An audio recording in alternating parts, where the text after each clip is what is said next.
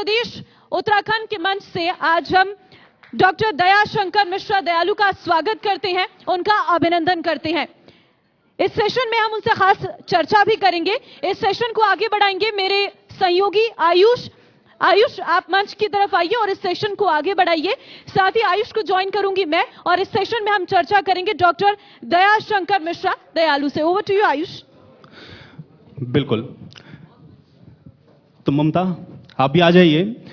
और अभी आप लोग देख रहे थे हमारे बीच में डिप्टी सीएम साहब मौजूद थे, स्वास्थ्य मंत्री के तौर पर भी उन्होंने ये बताया कि किस तरीके से उत्तर प्रदेश के अंदर जो स्वास्थ्य की व्यवस्थाएं हैं उनमें कितना सुधार हुआ है और आगे भविष्य की योजनाएं क्या हैं, उनको जमीन पर कैसे उतारा जा रहा है। ये सारी बातें अभी आपने बहुत विस्तार पूर्वक सुनी है। लेकिन एक और बहुत महत्वपूर्ण मंत्रालय जो कि आयुष मंत्रालय है और उसकी भी भूमिका बहुत महत्वपूर्ण है, क्योंकि आजकल आप लोग देख रहे हैं कि इस ओर भी बहुत सारे नए नए इनोवेशंस हो रहे हैं और उसकी ओर भी लोग अब जुड़ रहे हैं। तो ये मंत्रालय किस तरीके से काम कर रहा है और इसमें अभी भविष्य की क्या योजनाएं हैं और वर्तमान की परिस्थितियां क्या हैं, इसको समझते हैं। दयालु जी, आपसे शुरुआत करते हैं। अभी डिप्टी सीएम साहब से बहुत विस्तार पूर्वक चर्चा हुई, लेकिन आयुष मंत्रालय के प्रभार को संभालते हुए और इस समय मौजूदा जो स्थितियां हैं उसमें जब हम लोग देख रहे हैं कि नए नए जो इनोवेशंस हो रहे हैं उसमें नई पैथी यानी कि आयुर्वेद, यूनानी, होम्योपैथी, इन सारी चीजों के साथ भी अब लोगों का कनेक्शन बन रहा है। इस विभाग को आप किस तरीके से देखते हैं और क्या परिवर्तन हुआ है इस विभाग के अंदर, किस तरीके से आगे बढ़ रहा है? आपका पहला रिएक्शन। देखिए, 9 नवंबर 2014 को जब केंद्र की सरकार बनी माननीय नरेंद्र मोदी जी की, तो उस सरकार में ये इकलौता मंत्रालय था जो नया गठन किया गया, आयुष मंत्रालय। चूंकि उत्तर प्रदेश में सरकार नहीं थी, तो उत्तर प्रदेश में 2017 में जब हमारे यशस्वी मुख्यमंत्री योगी आदित्यनाथ जी की सरकार बनी, तो उत्तर प्रदेश में मंत्रालय का गठन हुआ। इसके पहले हेल्थ मिनिस्ट्री, चिकित्सा सेवा के अंतर्गत ये विभाग जो है आयुष के लोग काम करते थे। आयुष का मतलब कि उत्तर प्रदेश सिर्फ आयुर्वेद, यूनानी और होम्योपैथी को जानता था, लेकिन वर्तमान का जो आयुष है उसमें आयुर्वेद, होम्योपैथ, यूनानी, सोआरिकपा, सिद्धा और योग और नेचुरोपैथी, कुल मिला के 7 विधाएं हैं जिनको मिलाकर ये आयुष का मंत्रालय माननीय नरेंद्र मोदी जी ने बनाया। और आयुष के बारे में आयुर्वेद का जहां तक सवाल है, ये देश की सबसे प्राचीन विधा है। वेदों से आयुर्वेद है। आयुर्वेद का अर्थ ही होता है आयु का विज्ञान। एक ऐसी पद्धति है जिसका वर्णन वेदों से है। भगवान ब्रह्मा इनके जनक माने जाते हैं। तो न जाने कितने ऋषि मुनियों संतों से होती हुई यह विधा। पिछले दिनों आपने देखा कि एक पैथी ने भारत की इस प्राचीन विधा को कहीं न कहीं से ऐसा ढक लिया, ऐसा हाशिए पर डाल दिया कि लोग अपने देश में ही भूलने लगे थे। हम बधाई देना चाहते हैं इस देश के यशस्वी प्रधानमंत्री माननीय नरेंद्र मोदी जी को कि उनके प्रयासों का देन है कि आपकी इसी में की एक विधा है योग। योग को उन्होंने सारी दुनिया में 21 जून को विश्व योग दिवस के रूप में सारे संसार में मान्यता दिला दिया। अब आयुर्वेद को आपने देखा कि कोरोना के काल में जब सारी दुनिया में किसी भी दवा का, टीके का, जब कोई ऐसा रास्ता नहीं था कि दुनिया में लोग अपनी प्राण रक्षा कर सके, तो लोगों ने आयुष के काढ़े का उपयोग किया। लोगों ने वो गिलोय का काढ़ा, वो दालचीनी, वो काली मिर्च, वो अपने घर के मसालों से, तो लोगों को अपनी इस प्राचीन विधा में लगा कि जड़ी बूटियों का जीवन में कितना महत्व है। जब संसार में कोई दवा नहीं थी, तब गिलोय के काढ़े ने लोगों के इम्यून को बढ़ाया और लोगों ने प्राण रक्षा किया। हमारा घर ही हमारा आधा आयुर्वेद का किचन जो हमारे घर का है वही आयुर्वेद होता है। होम्योपैथ की विधा जो है ये पिछले 270 सालों से ये जर्मन की विधा है। होम्योपैथ सर हैनीमैन के जन्म से इसकी विधा प्रचलित है। योग भी प्राचीन है, आप जानते हैं कि योग की विधा भी। नेचुरोपैथी ये प्राकृतिक तरीके से जो हम इलाज करते हैं, उसके गठन होने के बाद से 14 में हम आपको बताएं कि पूरे देश, दुनिया के 176 देशों की जो परंपरागत दवाएं थी, उनका WHO ने दुनिया की 176 देशों की ट्रेडिशनल दवाओं के लिए एक international institute of traditional medicine बनाया है जामनगर में। तो भारत को ही कहीं ना कहीं से दुनिया ने परंपरागत दवाओं का हब बनाया। उसके बाद से जब से ये मंत्रालय बना है, अभी गोवा में माननीय नरेंद्र मोदी जी ने नेशनल इंस्टीट्यूट ऑफ आयुर्वेद बनाया, दिल्ली में नेशनल इंस्टीट्यूट ऑफ होम्योपैथ बना, अभी गाजियाबाद में नेशनल इंस्टीट्यूट ऑफ यूनानी। तो ये महत्वपूर्ण प्रतिष्ठान देश में बने। आपने दिल्ली में सरिता विहार में जैसे एम्स है, वैसे ही अखिल भारतीय आयुर्वेद संस्थान सरिता विहार में एक बहुत उच्चीकृत हॉस्पिटल है। तो लेकिन दयालु जी, एक चीज मैं इसमें और जोड़ना चाह रहा हूं, जो कि आपने कहा और मैंने जब अपने इंट्रोडक्शन में कहा कि चूंकि इन जनरल भी अभी आप लोगों से भी पूछेंगे तो लोग या तो आयुर्वेद को गिनवाएंगे या यूनानी जानते हैं या होम्योपैथिक जानते हैं। आपने कहा 7 विभागों को जोड़ के ये बनाया। लोगों तक ये अवेयरनेस कैसे पहुंचेगी? क्योंकि ये लोगों को बताना कि प्रिवेंशन है इन सारी चीजों में, क्योंकि लोग एलोपैथी के पीछे जाते हैं, वहां पर जल्दी उनको ट्रीटमेंट मिलता है, राहत मिल जाती है। तो ये जो चीजें बताई, कैसे आप लोगों तक पहुंचा रहे हैं? इस आयुष का मतलब कि देश की कश्मीर से कन्याकुमारी तक देश में प्रचलित जो एलोपैथ के अलावा जो सारी विधाएं हैं सबको जोड़ दिया गया। जैसे सोवा रिक्पा है, ये भगवान गौतम बुद्ध के द्वारा शुरू की गई इलाज की पद्धति है। इसका भी आधार वही पेड़ पौधे जड़ी बूटियां हैं। और देश के समस्त पर्वतीय अंचलों में, चाहे वो तिब्बत हो, चाहे वो हमारे देश में कश्मीर में लाहौल स्पीति घाटी हो, हिमाचल से लेकर हम 7 पूर्वोत्तर राज्यों तक पर्वतीय अंचलों में ये प्रचलित विधा है। और इसका नाम सोवा रिक्पा है, जिसका कि नेशनल इंस्टीट्यूट ऑफ सोवा रिक्पा अभी लेह में माननीय नरेंद्र मोदी जी ने उद्घाटन किया। सिद्धा सिद्ध कहते हैं, ये सिद्धा मतलब होता है, ये महर्षि अगस्त के द्वारा इस पद्धति की शुरुआत हुई है। महर्षि अगस्त आज से 6000-7000 वर्ष पूर्व इसका इतिहास मानते हैं। ये विशेषकर दक्षिण भारत में तमिलनाडु में प्रचलित है। और सिद्ध का मतलब होता है कि ऋषि मुनियों के द्वारा, सिद्ध पुरुषों के द्वारा जो सिद्ध किया हुआ इलाज की पद्धति है उसको सिद्ध कहते हैं।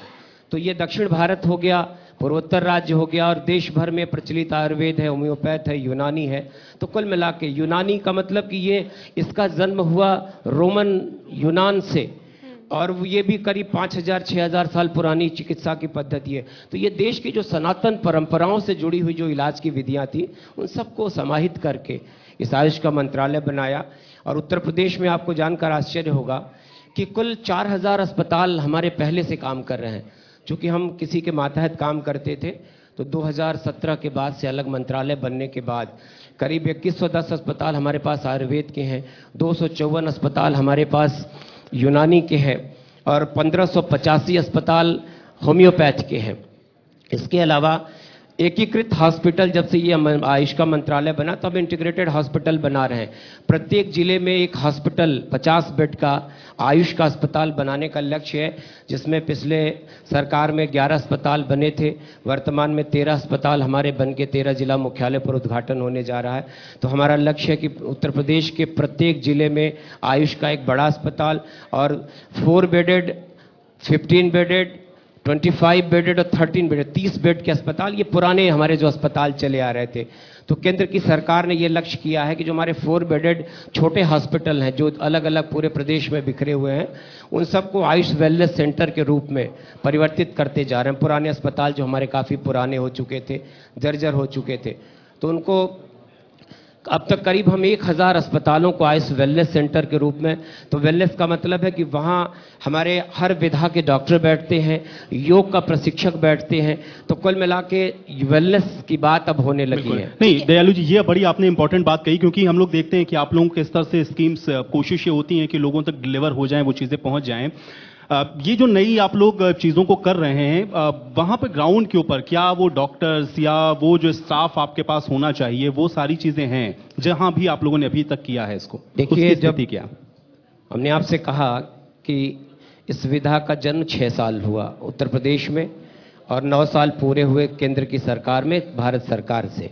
तो इन जितने भी हमारे पास कुल 19 मेडिकल कॉलेज हैं, राजकीय आयुर्वेदिक विद्यालय, होम्योपैथ और यूनानी के मिला के, जिसमें 8 आयुर्वेद के विद्यालय हैं, राजकीय विद्यालय, 9 हमारे पास होम्योपैथ के विद्यालय और 2 यूनानी के हैं, और कुल 105 प्राइवेट महाविद्यालय हैं पूरे प्रदेश में। तो एक बहुत बड़ा स्ट्रक्चर है कॉलेज। हम 2 नए कॉलेज और बना रहे हैं। एक बनारस में, चूंकि पहले से आयुर्वेद का कॉलेज कार्यरत था, तो हम वहाँ होम्योपैथ का मेडिकल कॉलेज बना रहे हैं। और अयोध्या में पहले से होम्योपैथ का कॉलेज था, तो अयोध्या में एक आयुर्वेद का कॉलेज, तो कुल 31 कॉलेज का सेटअप है। जहां तक सवाल है, पिछले 1 वर्ष में मेरा कार्यकाल करीब 1.25 साल 1.5 साल पूरा होने को है। इन सब के बीच में हमने न जाने कितने प्रोफेसर, हम चूंकि हमारी नियुक्तियां लोक सेवा आयोग के द्वारा होती हैं, तो सारे विभागों में चाहे वो लेक्चरर्स की नियुक्ति हो, चाहे डॉक्टर्स की नियुक्ति हो, फार्मासिस्ट की नियुक्ति हो, वो लगातार लोक सेवा आयोग ने पिछले दिनों मुझको लगता है कि हजारों अध्यापकों की नियुक्ति करके, डॉक्टरों की नियुक्ति करके, तो हमारा प्रयास है हम बहुत जल्दी एक सैचुरेशन लेवल पर शिक्षकों की जो कमी थी उसको पूरा कर लेंगे, डॉक्टरों की जो कमी है, तो मुझको नहीं लगता कि आने वाले दिनों में कोई ऐसा हॉस्पिटल बचेगा जहां डॉक्टर और फार्मासिस्ट हमारे न हो। ठीक है सर, क्योंकि हम देख रहे हैं कि इंटरनेशनल योगा डे, प्रधानमंत्री ने इसकी शुरुआत की थी और आज हर साल इसे मनाया जाता है और कहीं ना कहीं लोग इसको लेकर जागरूक भी हुए हैं, योगा को लेकर। इसी तरीके से क्योंकि आयुर्वेद हमारे बहुत प्राचीन धरोहर है और जिसे हम आगे बढ़ा रही है उत्तर प्रदेश सरकार, ये बहुत महत्वपूर्ण है, लेकिन इसके लिए अवेयरनेस प्रोग्राम आपकी ओर से क्या कराए जाते हैं ताकि लोग आयुर्वेद को अपनाएं और कहीं ना कहीं जो हेल्दी रूटीन है उसके हिसाब से चले। अभी स्वास्थ्य मंत्री ब्रिजेश पाठक जी इस बारे में चर्चा भी करके गए कि हमें हेल्दी रहना होगा, योगा हमारे लिए बहुत जरूरी है। इसके लिए अवेयरनेस के प्रोग्राम, साल में एक अवेयरनेस से तो नहीं हो पाएगा, बहुत सारे अवेयरनेस करने पड़ेंगे सरकार को। देखिए, आयुर्वेद सिर्फ रोग की बात नहीं करता, निरोग रहने की बात करता है। हम आपके सदैव निरोग रहने की बात करते हैं, तो हमारी जो दवाएं हैं समाज में पिछले दिनों, लगातार दिनों में आपने देखा कि बहुत सारी ऐसी मॉडर्न मेडिसिन की दवाएं हैं जिनका उपयोग करने के बाद बहुत सारे साइड इफेक्ट आते हैं। हाँ। लेकिन समाज के लोगों का एक रियलाइजेशन बढ़ा है कि क्यों हमारे शरीर में अचानक इतने रोगों का आक्रमण हो गया, कैंसर पेशेंट बढ़े, किडनी का फेल्योर बहुत बढ़ा है, बहुत न जाने कितने रोग हैं। तो लोगों के मन में ये आया है कि कहीं से हमारा खान पान, हमारी जीवन शैली दोषी है। तो खान पान के प्रति लोगों का, आपने देखा कि संयुक्त राष्ट्र ने इस वर्ष को मिलेट्स ईयर घोषित किया 2023 को। मिलेट्स का मतलब है कि वो मोटे अनाज, ये मोटे अनाज क्या थे, ये हमारे भारत के जीवन शैली में शामिल थे। हम कभी गेहूं की रोटियां नहीं खाते थे, गेहूं का उत्पादन भारत में नहीं होता था। हमारे देश में हम हमेशा जौ, बाजरा, रागी, कोदो, सांवा, काकोन, ये न जाने कितने नाम जो हमने आपसे लिया, ये हमारे उन अनाजों के नाम थे जो हम खाते थे। अनाजों का खान पान है। और हम अपने दरवाजे की नीम, आंगन की तुलसी, हम अपनी माँ को, अपनी दादी को जब आंगन में अपनी तुलसी की पूजा करते देखते थे तो आश्चर्य होता था कि एक छोटे वृक्ष की पूजा क्यों। लेकिन हमारा धर्म जो है, हमारी जो जीवन शैली में वृक्षों की महत्ता है।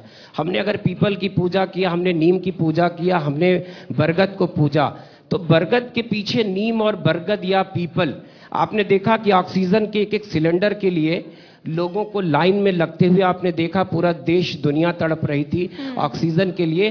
तब लोगों को लगा कि भारत का सनातन धर्म अगर इन वृक्षों की पूजा करता है तो कहीं न कहीं से ये वृक्ष हमारे लिए, आपको पता है कि विज्ञान कहता है कि पीपल 24 घंटे ऑक्सीजन देने वाला वो वृक्ष है।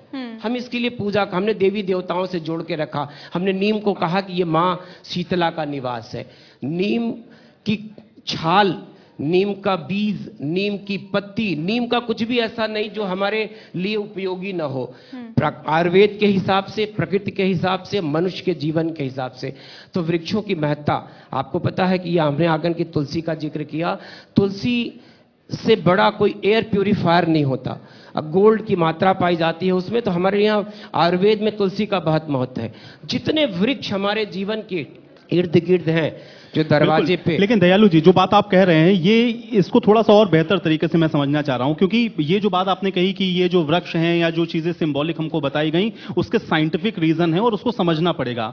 लोगों को इसके लिए कैसे कन्विंस कर रहे हैं? लोग देखिए, कल तक, आज से कुछ सालों वर्ष पहले जाइए तो हर गांव में अपने वैद्य हुआ करते थे। जब देश में जांच की प्रणाली नहीं थी, ना ये बड़े बड़े आपके मॉडर्न पैथोलॉजी सेंटर खुले थे, तो वैद्य जी नाड़ी पकड़ते थे और वात, कफ, पित्त, जो हमारे चरक संहिता का आधार है, महर्षि चरक ही हमारे आयुर्वेद के अधिष्ठाता माने जाते हैं, जिनकी विधि को सारी दुनिया, देश फॉलो करता है। और वो वैद्य जी बता देते थे कि आपका खान पान में ये दोष था, आपके शरीर में ये कमियां हैं। बिना लाखों लाख रुपया खर्च किए वो आपको बताते थे। वो वैद्य कहीं ना कहीं खो गया। वो नाड़ी विज्ञान के हमारे जो वैद्य थे, जानकार हुआ करते थे, वो खो गए। आपको याद है कि रामायण काल में जब भगवान लक्ष्मण को मूर्छा आई तो वो सुषैण वैद्य ने जिस जड़ी बूटी की बात किया लाने की, भगवान हनुमान लेके आए उनको, तो उस बूटी को क्या भारत जानता है? नहीं जानता। आज हम इस देश में उस संजीवनी बूटी को नहीं जानते, जिसपे आज भी देश तलाश रहा है कि वो हमारे पर्वत के उस हिस्से पर जो उत्तरांचल से लेके आए भगवान हनुमान। इस देश में महर्षि सुश्रुत, मैं काशी से आता हूं, काशी का रिश्ता ये है कि जो हमारे आयुर्वेद के भगवान हैं धन्वंतरी, काशी के नरेश हुआ करते थे, काश जिनके नाम पर काशी नगरी का, उन्हीं के पुत्र थे धन्व। धन्व के पुत्र हुआ करते थे धन्वंतरी, जिनको दैव रूप में हम सब ने माना। उन्हीं के पुत्र उनके वंशज हुआ करते थे दिवोदास, और दिवोदास ने काशी में हिंदुस्तान का पहला सर्जरी का इंस्टीट्यूट, आपके उस दौर के कह सकते हो कि विद्यालय की स्थापना किया, जो सर्जरी का इंस्टीट्यूट था। और उन्हीं के बहुत ही योग्य शिष्य हुआ करते थे महर्षि सुश्रुत। सुश्रुत को मॉडर्न मेडिसिन भी फादर ऑफ प्लास्टिक सर्जरी कहती है, जिन्होंने पत्थर के टुकड़ों से सर्जरी किया। आपको याद है कि दक्षराज को कभी किसी दौर में बकरे की गर्दन लगाई गई, ये हमारे धार्मिक उसमें वर्णन है।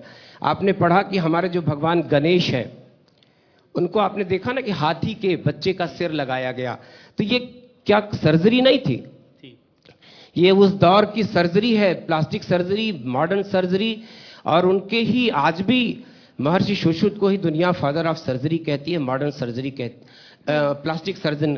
तो मेडिसिन भी, सर्जरी भी कहीं ना कहीं से आपको महत्व देती है। मैं आपको बताऊं कि डेंगू का इलाज, वर्तमान में डेंगू होता है, मॉडर्न मेडिसिन की बहुत सारी दवाएं हैं, लेकिन आज भी वो डॉक्टर और वो समाज के लोग आपसे कहते हैं कि पपीते की पत्ती का रस इनको पिलाइए। जितनी भी मॉडर्न मेडिसिन में दवाएं हैं डेंगू में प्लेटलेट्स बढ़ाने के लिए, या तो फल हैं, या तो कीवी खाने को कहा जाता है, या पपीते के कच्चे। और सारी दवाओं के नाम मैं आपको बड़े ईमानदारी से कह रहा हूं कि दवाओं का नाम देखिए, वो पपाया मेंशन है उस पे।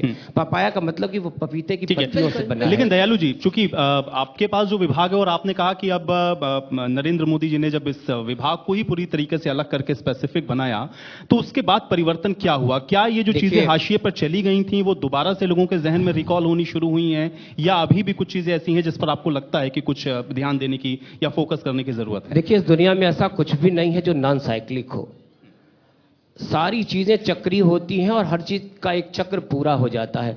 हमने जिन जिन चीजों को भविष्य में, अतीत में नकारा था, गाय को नकारा, गंगा को नकारा, आज फिर से हम नदियों को लेकर, गाय को लेकर, वृक्षों को लेकर, अपनी सनातन परंपराओं को लेकर, योग को सारी दुनिया में स्थापित करने के पीछे आखिर मकसद क्या है नरेंद्र मोदी जी का? नरेंद्र मोदी जी देश को बहुत आगे ले जाने की बात करते हैं और आधुनिकता की दौड़ में इस देश को बनाए रखते हैं, लेकिन वो अपनी सनातन परंपराओं को भी कहीं ना कहीं से उन जड़ों को तलाश रहे हैं कि किन विधाओं के चलते भारत विश्व गुरु था। आपको मैं बताऊं, मेरी बात को सुनकर आपको आश्चर्य होगा कि हमारे देश को सोने की चिड़िया कहते थे।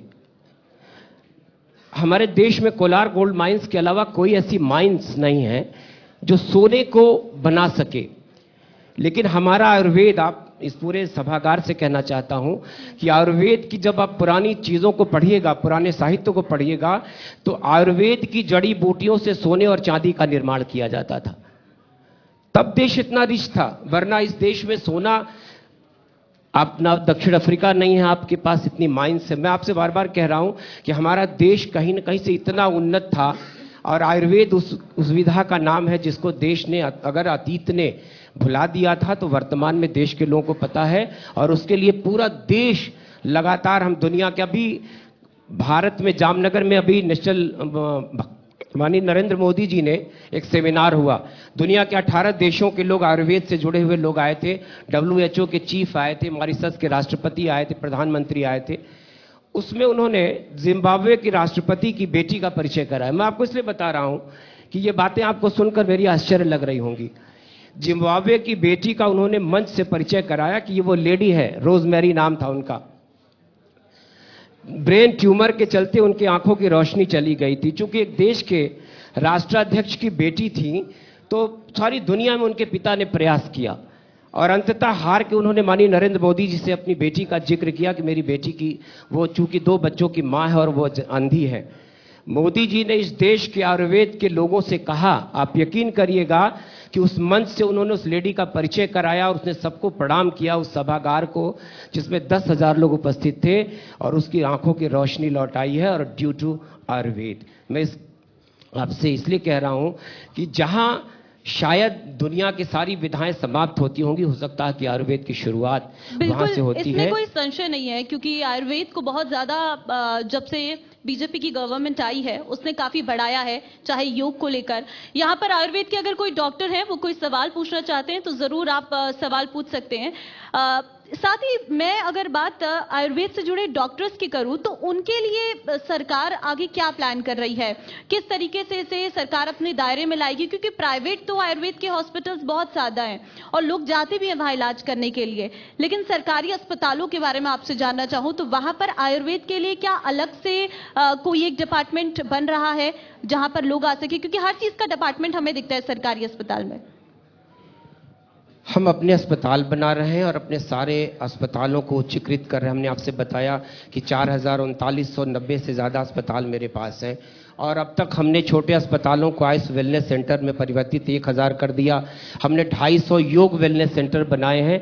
हम वेलनेस की बात करते हैं, अब सिर्फ रोग की बात नहीं करते। हम अगर आप निरोग रहेंगे, स्वस्थ रहेंगे, तो हो सकता है कि आपको इलाज की ज़रूरत ही ना पड़े। तो उसके लिए हम जीवन शैली, हम आपके जीवन की शैली को भी प्रभावित करने की बातें करते हैं कि आपका खान पान अगर शुद्ध होगा, आप अगर आचार विचार आपके शुद्ध होंगे तो उसका भी असर आपके जीवन पर पड़ता है। जैसे आपको लगता है ना कि हमने ये चीज़ गलत खाया तो इसका मेरे पर ये असर पड़ा, तो हम अगर आपके खान पान को भी निषेध कर दें, बहुत सा परिवर्तन कर दें, तो आयुर्वेद सिर्फ इलाज की बात नहीं करता, रोग की बात नहीं करता। और आयुर्वेद ही वो विधा है, होम्योपैथ भी वो विधा है जो दावा करती है कि हम रोगों को जड़ से समाप्त करते हैं।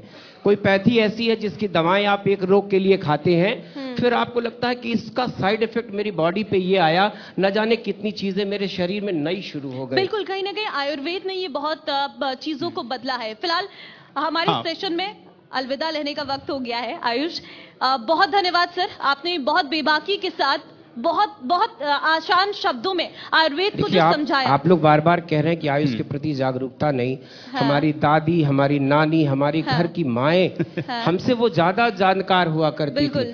बॉर्न बेबी को पैदा हुआ बच्चे की नाभि में वो हींग लगाना, न जाने कितने लोग इस यहाँ बैठे सभागार में, उनको पता है कि बचपन में उनके घुटनों में उनका पैर कहीं छिल जाता था तो कहीं नहीं जाते थे, न कोई मलहम न कोई दवा। उनको कहा जाता था कि ये नीम की छाल को रगड़ के अपने पैरों पे लगा लीजिए। मैं आपको इसलिए कह रहा हूँ, और उसको वापस लाने का काम आप कर रहे हैं और हम नहीं कर रहे, हम नहीं कर रहे, माननीय नरेंद्र मोदी जी कर रहे हैं उत्तर प्रदेश में। और आपके ऊपर भी जिम्मेदारी है, इसलिए आपको भी थोड़ा मंत्रालय की जिम्मेदारियां हैं। मुझको लगता है कि आप सभी से मेरी विनती है कि आप सभी जीवन में आयुर्वेद को, आयुष को अपनाइए, तो आपके जीवन में योग शामिल करिए, तो आपको लगेगा कि रोग ही नहीं होगा, तो फिर न जाने आपके परिवार की कितनी बड़ी आर्थिक आप अपने मदद अपने परिवार की कर पाएंगे। बिल्कुल दयालु जी, बहुत शुक्रिया हम लोग के लिए कीमती वक्त निकालने के लिए, और हम उम्मीद करते हैं कि जो मंच से आपने बातें कही हैं वो ग्राउंड पर भी उसी तरीके से और लोगों को भी उसका लाभ मिलेगा। शुक्रिया आपका। एक छोटे से अच्छा एक सवाल भी है, ठीक, आप सवाल ले लीजिए।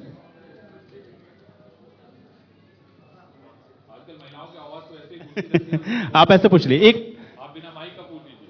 हाँ।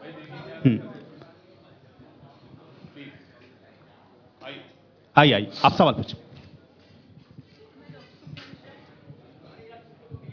हेलो सर, मैं डॉक्टर सुप्रिया मिश्रा, एमडी आयुर्वेद से हैं, फर्टिलिटी स्पेशलिस्ट।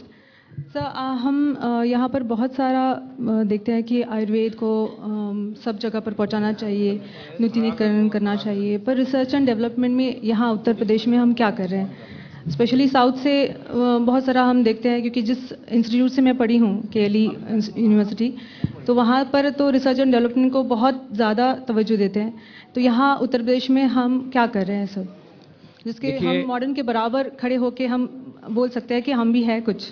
इस पूरे देश में योग का कोई विश्वविद्यालय नहीं है, लेकिन एक व्यक्ति के प्रयासों से एस व्यासा, जिसका नाम आपने सुना है, नागेंद्र जी जो पद्मश्री हैं और माननीय नरेंद्र मोदी जी हमारे देश के प्रधानमंत्री के वो गुरु भी माने जाते हैं, उन्होंने एस व्यासा, एस विवेकानंद जी के नाम पर डीम्ड विश्वविद्यालय बनाया सिर्फ अपने प्रयासों से। दक्षिण भारत के राज्यों में जब आप जाइएगा तो वहाँ 350 बेड के नेचुरोपैथी और योग के बड़े बड़े सेंटर उन लोगों ने बनाए हैं। उत्तर प्रदेश में मैंने आपसे कहा कि देश में और उत्तर प्रदेश में यह मंत्रालय बना है और पूरे प्रदेश में लगातार अब हम रिसर्च के लिए कुछ इंस्टीट्यूट, हमने आपसे बताया कि योग, आयुर्वेद का और यूनानी का और होम्योपैथ के इंस्टीट्यूट देश, उत्तर प्रदेश और गोवा में और दिल्ली में और गाजियाबाद में, हमने बताया कि तीनों का अभी उद्घाटन हुआ। और विज्ञान संस्थान जैसे अखिल भारतीय और विज्ञान संस्थान है, वैसे ही दिल्ली में आप कभी आपको मौका लगे तो सरिता विहार जाके देखिए, इंडियन आयुर्वेद का संस्थान बना है। तो इस तरह से लगातार हम लोग उस दिशा में काम कर रहे हैं और सवाल, संकट सिर्फ भरोसे का है और हमारी दवाओं के लिए अगर हम रिसर्च करके उनको साबित करेंगे तो निश्चित ही समाज का भरोसा बढ़ेगा। अब हमारी सारा प्रयास रिसर्च को लेके। ठीक है, बहुत धन्यवाद आपका, बहुत धन्यवाद सर आपका भी। आयुष।